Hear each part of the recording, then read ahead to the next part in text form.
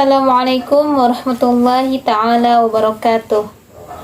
Perkenalkan, kami dari kelompok 3 pada materi Hukum Dagang semester 4 Prodi Hukum Ekonomi Syariah di Institut Ilmu Keislaman An-Nuqayah.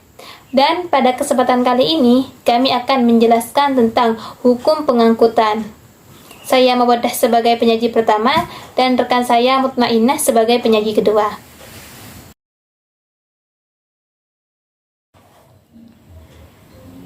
Baik, pada poin pertama di sini adalah pengertian dari hukum pengangkutan.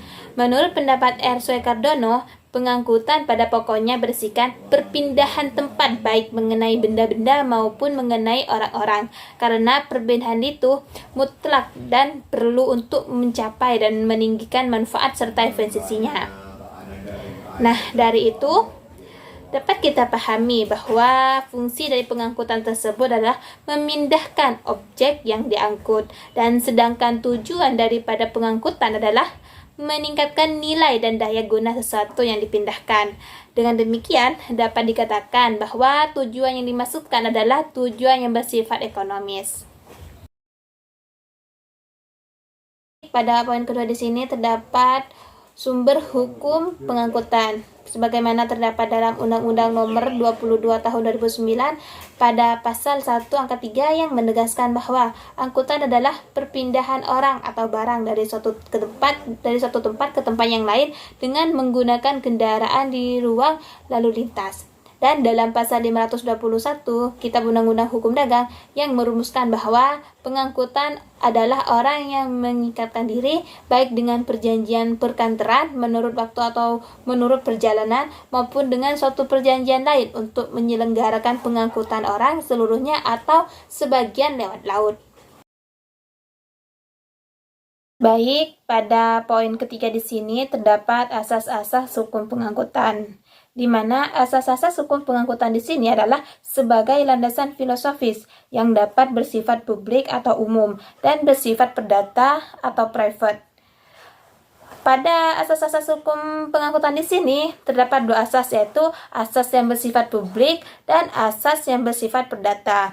Asas yang bersifat publik meliputi asas yang pertama adalah asas manfaat, adalah untuk memberikan nilai guna yang besar pada manusia. Yang kedua adalah asas adil dan merata, adalah harus memberikan pelayanan yang adil dan merata kepada segenap lapisan masyarakat. Yang ketiga adalah asas keseimbangan, di mana penyelenggaraan pengangkutan harus seimbang antara sarana dan prasarana dan antara kepentingan pengguna dan penyedia jasa. Yang keempat adalah kepentingan umum, adalah penyelenggaraan pengangkutan harus lebih mengutamakan kepentingan pelayanan umum bagi masyarakat luas. Yang kelima adalah asas keterpaduan, di mana asas pengangkutan harus mempunyai kesatuan yang bulat dan utuh. Yang keenam adalah asas kendaraan hukum, mewajibkan kepada setiap warga negara Indonesia untuk selalu sadar dan taat kepada hukum. Dan yang ketujuh adalah asas percaya pada diri sendiri. Pada asas di sini adalah pengangkut harus berlandaskan pada kepercayaan akan kemampuan dan kekuatan sendiri. Yang kedelapan adalah asas keselamatan penumpang, di mana pengangkut penumpang harus disertai dengan asuransi kecelakaan. Baik, pada poin kedua di sini terdapat asas yang bersifat perdata. Asas yang bersifat perdata meliputi yang pertama adalah asas konsensual, di mana perjanjian pengangkutan tidak diharuskan dalam bentuk tertulis karena adanya kesepakatan para pihak dianggap sudah cukup. Nah, yang kedua adalah koordinatif, di mana para pihak dalam pengangkutan mempunyai kedudukan yang sejajar dan atau setara. Yang ketiga adalah campuran, di mana pengangkut ada 3 jenis campuran dalam perjanjian, yaitu perjanjian pemberian kuasa, perjanjian penyimpanan barang, dan perjanjian melakukan perjanjian dari pengirim kepada pengangkut. Yang keempat adalah pengangkut. Dalam hal ini, pengangkut hanya mempunyai kewajiban menyimpan barang atas biaya pemiliknya. Yang kelima adalah pembuktian, dengan dokumen bahwa setiap pengangkutan selalu dibuktikan dengan dokumen angkutan. Seperti itu.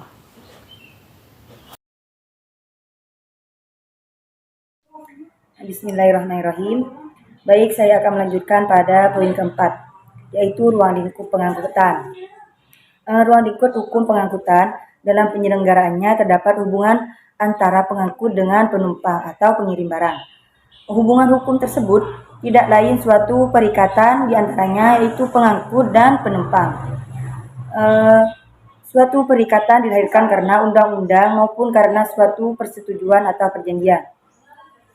Dalam penyelenggaranya, seperti halnya menyelenggarakan kegiatan pengangkutan lainnya, senantiasa menanggung resiko-resiko yang dapat terjadi pada penumpang. Resiko tersebut dapat berupa kegiatan diantaranya yang timbul akibat suatu peristiwa tertentu yang terjadi pada penumpang selama pengangkutan. Kerugian dapat timbul karena hilangnya barang bawaan penumpang yang disimpan di bagasi. Maka dari itu, timbul beberapa permasalahan hukum yang terkait dengan kerugian yang diderita oleh penumpang.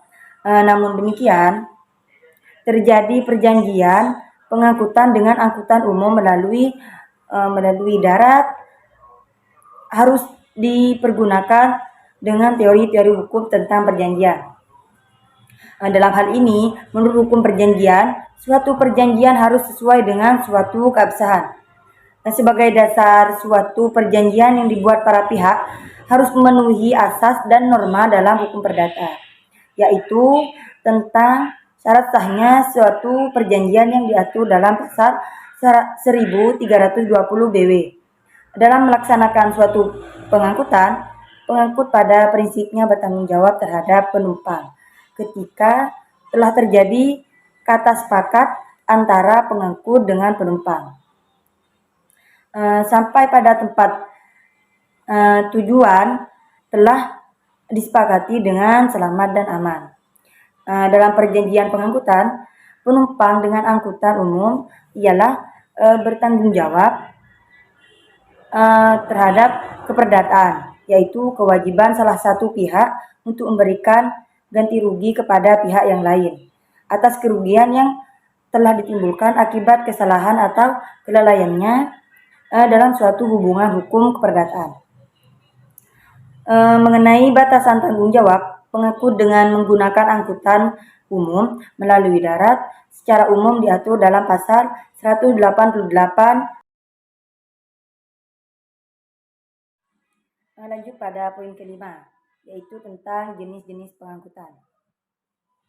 Pengangkutan sebagai sarana untuk mempermudah sampainya seorang atau barang di suatu tempat dan dilakukan dengan berbagai cara dan dengan menempuh perjalanan yang berbeda.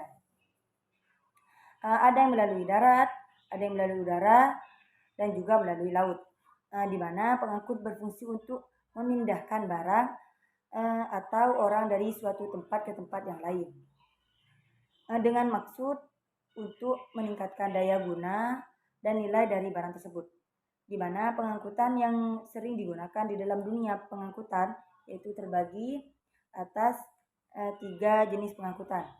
Yang pertama, pengangkutan darat, yang kedua pengangkutan udara, dan yang ketiga pengangkutan di perairan. Transportasi atau pengangkutan dapat dikelompokkan menurut macam atau jenisnya yang dapat ditinjau dari segi barang yang diangkut. Dari segi geografis, transportasi itu berlangsung dari sudut teknis serta sudut alat angkutannya.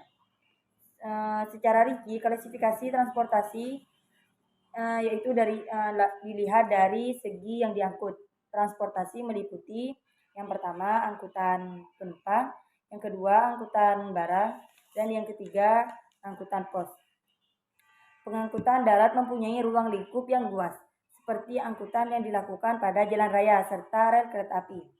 Dalam Undang-Undang Nomor 3 Tahun 1965 tentang lalu lintas dan angkutan jalan raya tidak ada pengaturan hak dan kewajiban mengenai pengangkutan barang maupun penumpang. Lanjut pada poin terakhir, yaitu objek dan pihak dalam pengangkutan.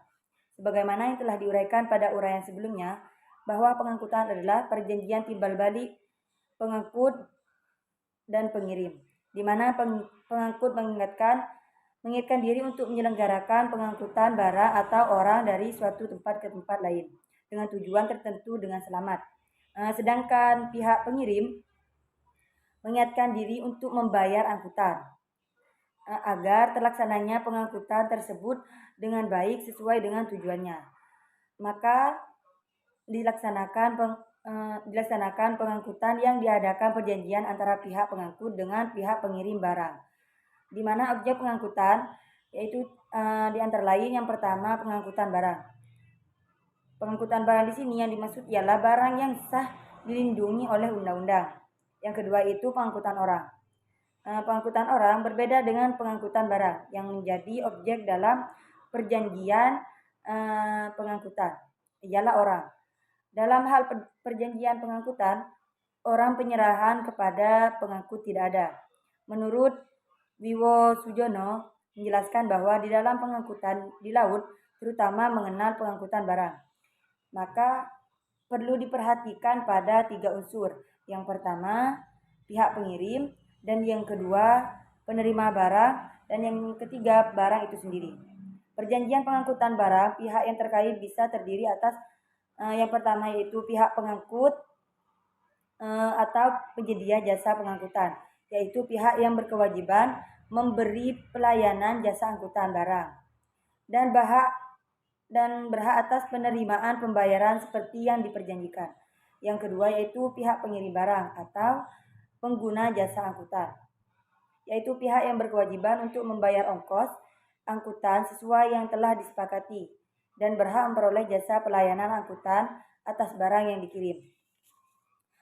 Poin yang ketiga, ini pihak penerima barang atau pengguna jasa angkutan. Sama dengan pihak pengirim, namun ada kalanya pihak pengirim juga sebagai pihak penerima barang yang diangkut ke tempat tujuan.